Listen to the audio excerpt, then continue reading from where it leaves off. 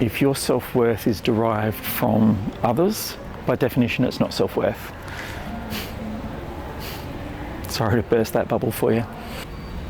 Give us a place where we elect to be locked into fear. The biggest crime we can commit to ourselves is denying our greatness because it frightens us. You want to go beyond the label. You want to just be who you are in the moment. So this video is about acceptance. Acceptance and presence are almost the same thing. They're part of the same whole. In the previous video that we did on presence, a lot of that, it'll be up over here I think, a lot of that will be relevant. So if you haven't seen that one, check it out. But acceptance is about when you are being present, when you're living in the moment, it's about just accepting what is. So as a definition, it's pretty simple. Acceptance is the acknowledgement of what is, without judgment. It's not judging whether it's good, whether it's bad. It's just going, this is what is. And so when you think about it, it's not possible for you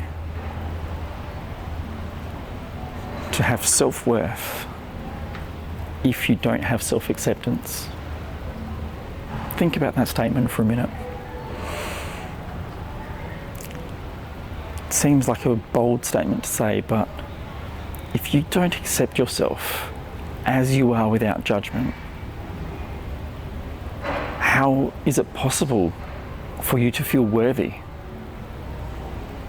It's not. Because if you only accept yourself with your stories and with your bullshit and with what you might be in the future or what you were in the past, you're not accepting you now. And so any worthiness that you have is not in reality, it's in a story.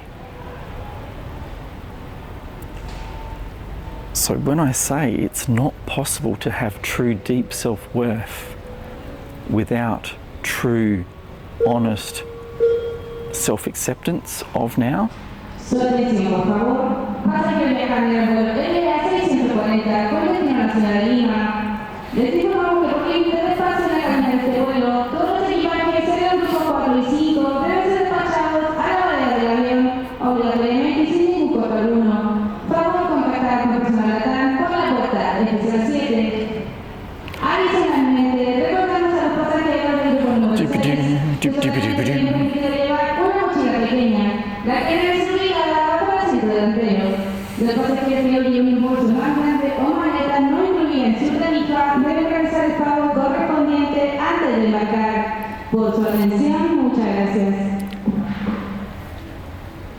Thanks. Awesome. Okay, now what was I saying? Oh yes. So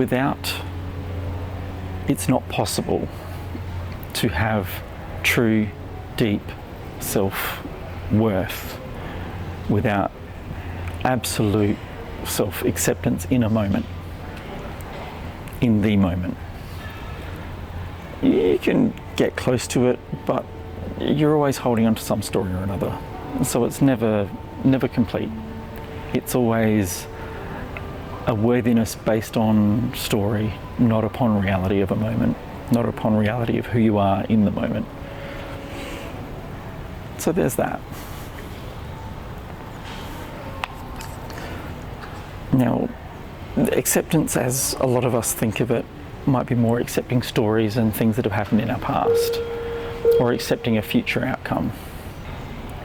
So, I mean, accepting stories from our past, and so I mean, for me, I had a really bad divorce that I went through. And for a long time, I couldn't accept certain elements of that divorce, and they held me back.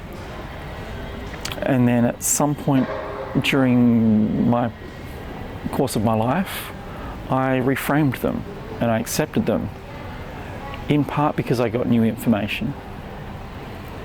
So I could accept the past based on new information, But weirdly enough, that new information never changed a damn thing about the past.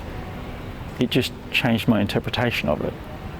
So my acceptance was very much conditional. And you can do something similar with the future, where you can accept a possible future outcome. You can go, oh, you can kind of negotiate with yourself and argue. That's not acceptance in the way we mean here. It can be useful.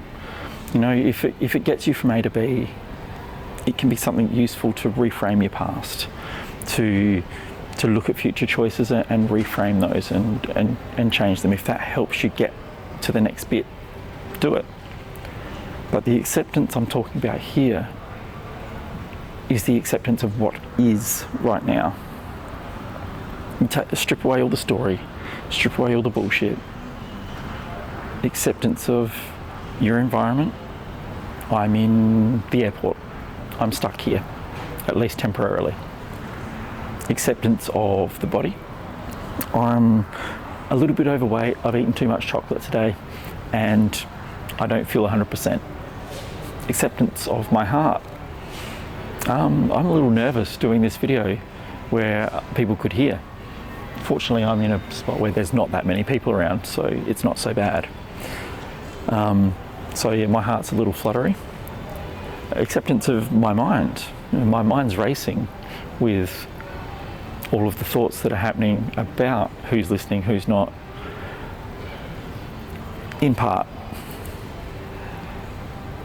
And accepting that moment is just part of what is. I'm aware of these parts that are happening. But accepting of the fact that I don't have a script and I'm just winging it. It's all good. Without, I don't even know what I was saying. Oh my God, that's so hilarious.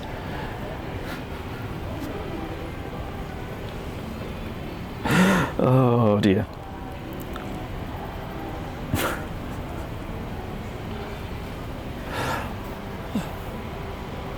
Oh, I just went off on a tangent. I'd have to look back and see what the hell that was about. Acceptance is that. Acceptance is wherever the moment's at, is where you're at. Who you are in that moment is who you are.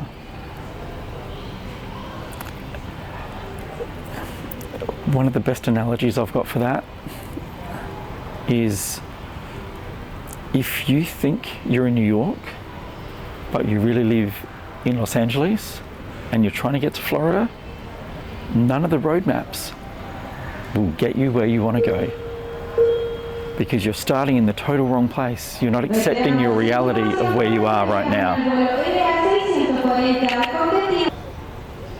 Yeah, I don't know how well the sound on that came through, but anyway. I'll say it one more time. My best analogy with stories is stories start you in the wrong place. They don't take you for where you truly are at. They take you for where you want to be. So if you are in Los Angeles, but you wanted to be in New York and you believed you were in New York, even though in actual fact, in reality, in the present, you're in Los Angeles, and your goal was to try and get to Miami, none of the roadmaps you have any use for you at all, because they're not telling you anything about how to get from where you are to where you want to go. They're only telling you a story, and the story is not your reality. So based on that, you're much better off living in reality, even if that reality is a bit painful, because it's only from there that you can make the changes that you choose to change. You can't change what you can't see about yourself.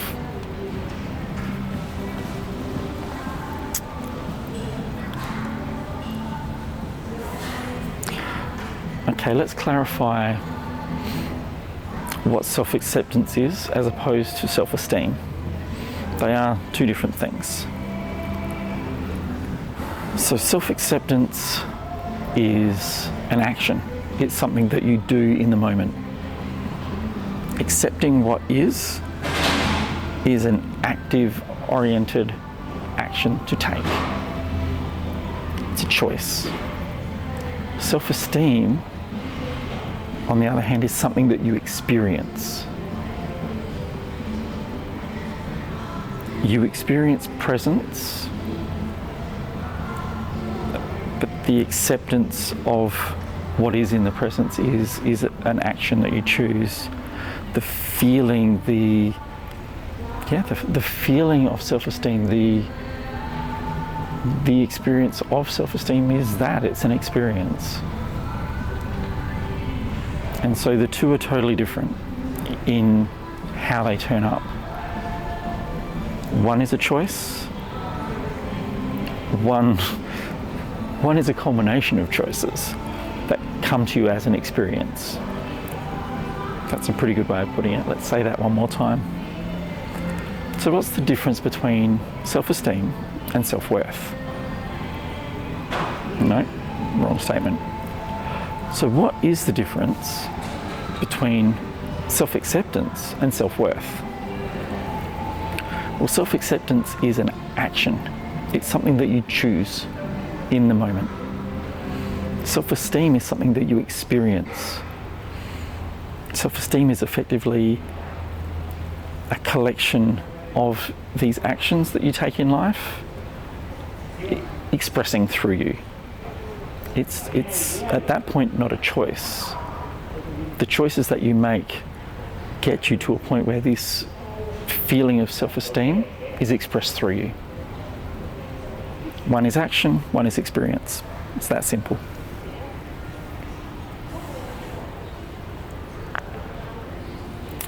Next topic. Okay. Acceptance versus approval. This is super important, super important. Acceptance of the moment does not mean that you approve the moment. In fact, approval doesn't even come into acceptance of the moment, because acceptance of the moment doesn't have judgment attached to it. It's just a reflection of what is, of the reality of the moment. So you may have a preference that's different from your current reality, but acceptance of the reality doesn't come with this is good or this is bad. It is just, oh, this is where I'm at. Again, if I can refer to right now, I am currently stuck in an airport and will be here for 48 hours. That is my reality. It's not my preference. Okay, acceptance versus approval. So acceptance is just, basically it's like a reality check. There's no judgment with acceptance, none at all. It's just going, okay, this is where I'm at, and that's fine. Sorry, it's not even this is where I'm at and that's fine, it's just this is where I'm at. That's it. This is the reality of the moment. There is no judgment applied to it. You might not, where you are at might not be your preference, but the action that you take to accept the moment doesn't have judgment involved in it. It's just purely accepting of the moment. And that's all it is. Whereas judgment is about saying if something is good or bad, right or wrong. And that is story mode. We all do it. We're humans, we're predisposed to doing it. It's how we see, it's how we make judgments in the world to keep us safe, to keep us affluent, to keep us fed, to keep us clothed, to keep us around family and friends, to keep us accepted in a community. But if we're talking about self-esteem and self-worth, it's a false economy. Getting praise from something beyond us is a false economy, and it will lead to, it's a house of cards as it were. If your self-worth is derived from others, by definition it's not self-worth. Sorry to burst that bubble for you. Judgment's something we do. Acceptance happens in the absence of judgment. We still have preferences. I accept that I am stuck in this airport for 48 hours. My preference is not to be here, to either be on a flight or to be out exploring in Chile. But the reality of the moment, my acceptance of the moment, is that I am stuck here. And that's just what it is. That it's neither a good nor a bad thing. It's just what it is. And I don't need to tell myself stories about it to change it. When I hold on to that acceptance of the moment, I don't need a story.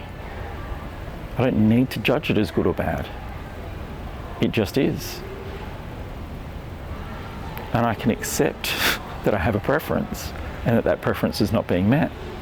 And in the moment, that is also being in the moment, and that is also acceptance of the moment.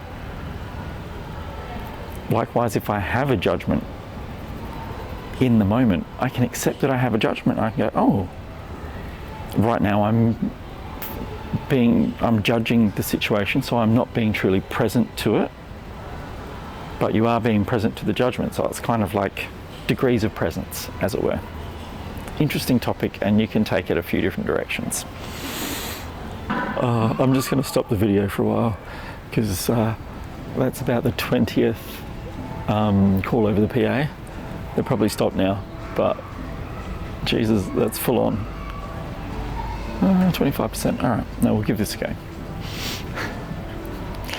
Acceptance of the moment versus accepting a label. Okay, so the best way this is described to me is if you accept the label that you are sick, then you're inviting the sickness onto yourself. You're accepting of that state of being by accepting the label. You are not the label. You might feel sick in a moment, but you can change that. You know, your body's pretty good at getting healthy if it needs to. So you can definitely change that. And have you ever found that when you accept something that somebody says about you, so if they, like in my case, I was called lazy a lot when I was younger. I accepted that as part of me. And I'm sure I can be lazy sometimes. But it's a behaviour, it's not me. I am me. Sometimes I do lazy behaviours. But in accepting that label, which is what I did for a lot of years and probably still do to a certain extent, it's one I'm still trying to shed. By doing that, I've manifested that to myself. So we need to be really wise with how we accept and what it is that we accept about ourselves and what people tell us about ourselves. Just like giving labels to other people, it doesn't make them the thing that we label them as. They might be demonstrating behaviours that fit the label, but that does not mean they are the label. And I doubt that we want people to become their labels. We want people to be and express all parts of themselves. You know, on a positive side, when I was younger, I was told I was really intelligent. And I believe that label. And sometimes I am really intelligent, and sometimes I'm bloody stupid. Sometimes my actions are intelligent, and sometimes my actions are stupid. It's really tricky to get the wording right. But I hope you can see what I mean about it being potentially dangerous. You want to go beyond the label. You want to just be who you are in the moment.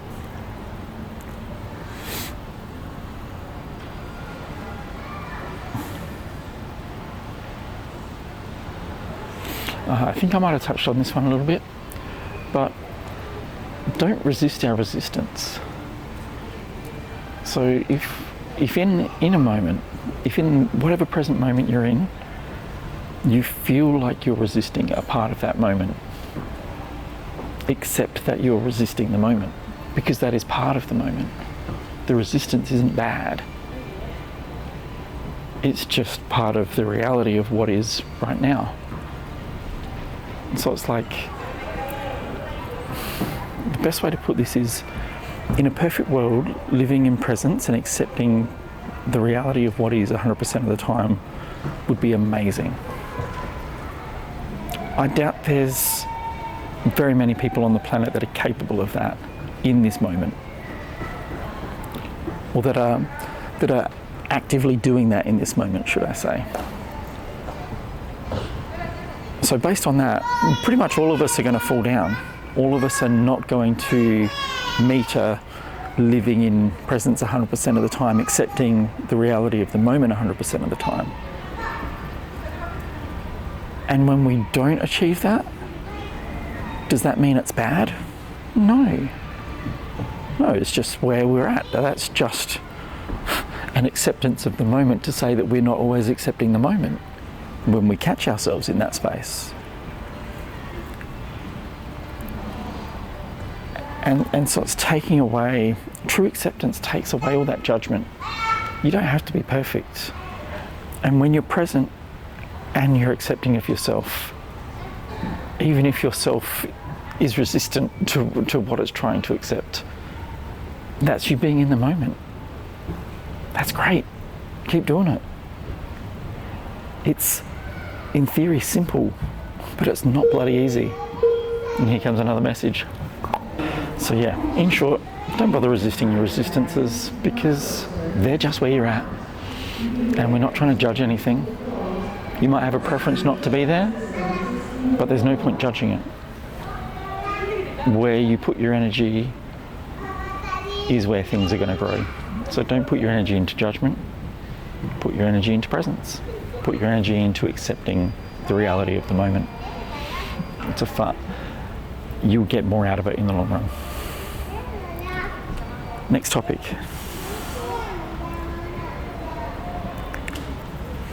Okay, and this is one I had to face for a fair bit.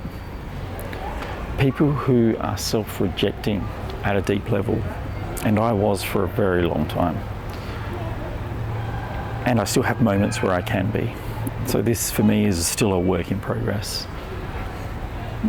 People that are self-rejecting at a deep level will not be able to maintain meaningful change until they address the core issue of that self-rejection. So until they are able to be present more often and accept the reality of that presence, they are not going to be able to affect meaningful long-term change in their life. They'll be able to have short-term changes, but then they'll come back. Because at the end of the day, they don't accept the reality of who they are. It's a hard thing to say, but it applies to everybody, but to a greater or lesser extent.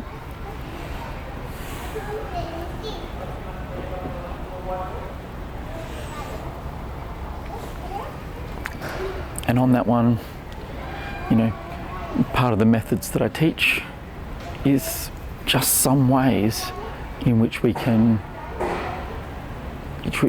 accept ourselves more, with which we believe in ourselves more. And it's done bit by bit. It's not, for most of us anyway, it's not click and magic happens. For most of us, learning self-love and self-acceptance is a process. For some, that process is quicker than others, but yeah, it takes time, it takes effort, it takes energy. And the techniques that I teach and the work I do with clients is all about exploring that space and finding ways to improve as fast as possible, but not suggesting for anyone that there's miracles at the end of it. It's hard work, it's effort, and there's no substitute for that. You're the only one that can drive the change in you.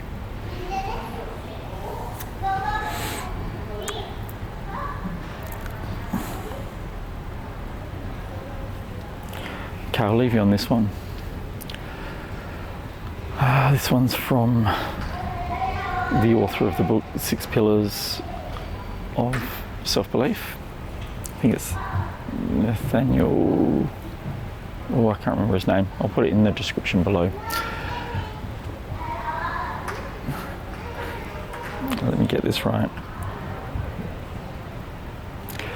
The biggest crime we can commit to ourselves is denying our greatness because it frightens us. Think about that. We're all amazing. Every single person on this planet is amazing. And most of us have got wounds, traumas, however you want to describe it, in us that stop us being all that we can be. They give us a place where we elect to be locked into fear. And when we're locked into fear, we're not living from love. And when we're not living from love, we're not giving all of ourselves. So when we don't give all of ourselves, we reduce our greatness. I mean, you've probably been around people that are fully expressing love of themselves in the world. Those people are amazing to be around. In the moments where they're doing it, they're amazing to be around. It's like they are so in touch with themselves and so in touch with the world that you can feel the energy coming from them. And likewise, those people that are living in fear, you can feel the energy coming from them too. When you're around somebody that's being less of themselves, that's hiding, that's trying to play safe because they're in fear, you feel